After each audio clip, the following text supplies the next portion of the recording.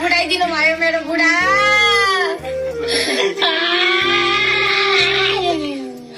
बुढा मलाई कति चित्त दुखो, म घर आउँछु बुढा।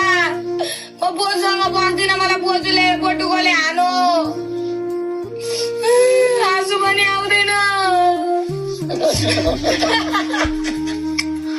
रुन्छु रुनु त आँसु त आउँदैन। ए हो नि हुनु त आँसु त आउँदैन। के भन्छ नि बोजू? अनि सक्यो अब। अरे घाममै बस्छु है बोजू भित्र। ए सरी। माफ पाऊ बोजू, माफ पाऊ ल। माफ मागे त मैले। जाँदैन उक्किँदैन, मैले टपक्क टाँसिदिएको छु। अब घाममै बस्नु है एकछिन, भित्र नछिर्नु ल। ओके।